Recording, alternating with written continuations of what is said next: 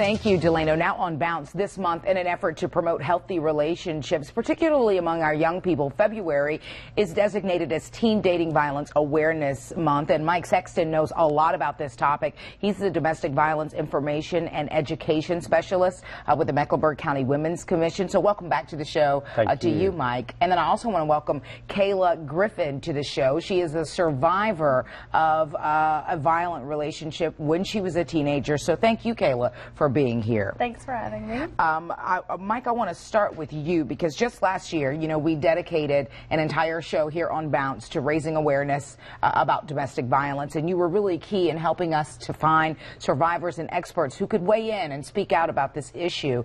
And the statistics among our young people are sobering. 1 in 3 experience a violent relationship. Yeah, it is rampant. And it's a huge problem right here in Charlotte. Not just nationally, but right here in Charlotte. And I think people might be surprised to hear that, because I think when you think domestic violence, you may not think our young people. Well, the reality is 3 out of 4 13-year-old kids are in relationships. That's an eye-opener. Yeah. The peer pressure to be in a relationship. And Kayla, over to you. I know that this really hits home for you. Talk about the forms of abuse you suffered at the hands of your ex. Well, surprisingly, most of what I went through was more mental and verbal, more so than physical. So a lot of name calling, put downs, arguments about control, power control. It was a power struggle for me. What would he do or say to hurt your feelings? I know you spoke about name calling. Yes, well, when I didn't do exactly what he wanted, wasn't available to take his phone calls or anything like that, he would call me names and put me down. So if I wanted to go see friends that he didn't approve of, then he thought I was out partying, meeting other guys and things like that. So, how old were you, Kayla? I was 17 when I met him. So I was 17 and turned 18. How long were you guys in a relationship? Off and on for almost 2 years. Okay. How ultimately did you get out of the situation? Well, I went to college at UNC Charlotte, and that separation really helped me get over it and move past that. Was there any moment of clarity where you realized that he was being abusive? Yes, actually, there was a time where I was looking up at him and he jokingly flicked cigarette ashes on my face that were still lit and tried to play it off as a joke, and that's when I really started understanding that this wasn't right.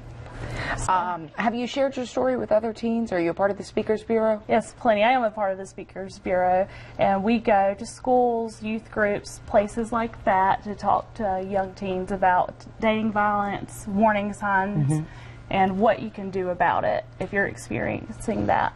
That Love Speaks Out is a great teen dating violence Speakers Bureau, where you hear from teenagers. Right. Why was it important to you to do that, to become a part of that? Well, I felt like I was giving back and doing my part in helping other people, especially when you don't realize that most of the warning signs they seem subtle and minor at the time, but it grows into something more eventually.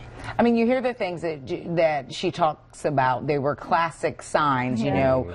He had to approve of her friends and, you know, wanting to know where she was at all times, have access to her at all times. Mike, how are you guys getting the word out to our young people? Well, a lot of it is going out on the college campuses, because it's not just teenagers, it's youth. The target really for abuse in these relationships we're seeing on the national hotline is 16-year-olds to 24. That's really where most of the abuse is coming from, and that's what is happening. So getting on the college campuses, doing events, raising awareness, love you guys and what you're doing to step up to help get a lifeline out there to victims that might be dealing with this.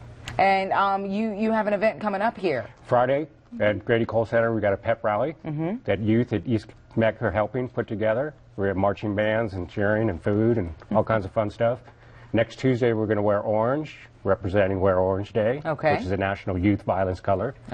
The Wells Fargo Duke Energy Center is going to be lit up in orange. Love to have people take pictures, post it on Facebook.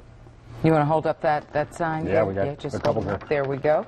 Hashtags are big. So obviously with young people, social Freedom media. for Love is a great hashtag for the pep rally that we're using. TDVA CLT for Teen Dating Violence Awareness in Charlotte. Okay. All right. We'll get Go those ahead. on the website. Yes. That'll be great. I want to put up the information about this event, the very first one coming up this Friday, as Mike said, February 6th at Grady Cole Center from 5 to 7 p.m. It's going to be a resource fair. There are going to be bands, as he said, food and giveaways. And if you want more information, log on to WBTV.com. You know where we keep all of the information, the web extras section under the home tab. Both of you, thank you so much for being here. Dating violence, particularly among our young people, is real, and we need to do whatever we can to encourage teens to start that dialogue and to get help if they need it. So thank you. Thank you. Thank you. Delano? All right.